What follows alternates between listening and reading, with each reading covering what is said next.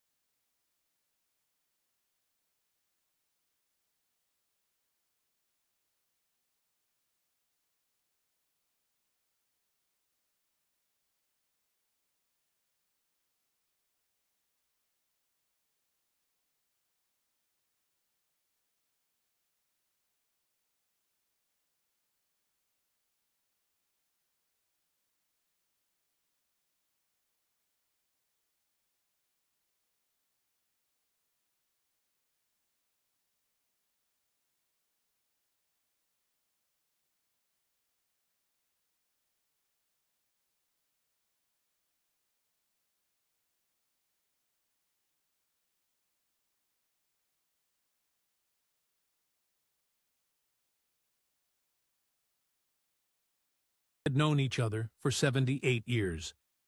After her death, I could have stayed in the same apartment, but my son insisted I move to Palo Alto to be near the family. I now live in a new place without her. I miss her very much. What keeps me going is the ability to see my son and grandchildren, who are very helpful. My memory is still good, but my physical abilities have declined. I do not know how much longer I will be here. I made these recordings to show what we went through and what we achieved during our lifetime.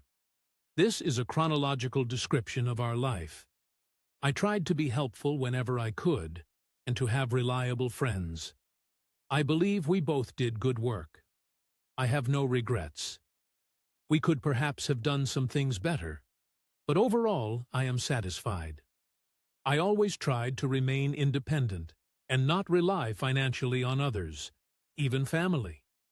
I am very happy to be close to my family now. I am thankful to my son, granddaughter, and grandson, especially the first one, for taking care of many things that make my life easier. I did not talk much about our personal life together.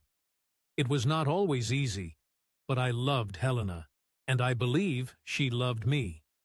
We had disagreements, but they never stopped us from staying close and working together. This will probably be the last recording. If something else comes to mind, I may add more. If my family will feel that this recording was useful, I'll be very glad. It's up to me to judge, because I recorded what I remembered and how I remember. I could enlarge these things with more detail, but I don't have any materials where I can find out the the, the about the things more in more detail. So let's hope everything will stay all right.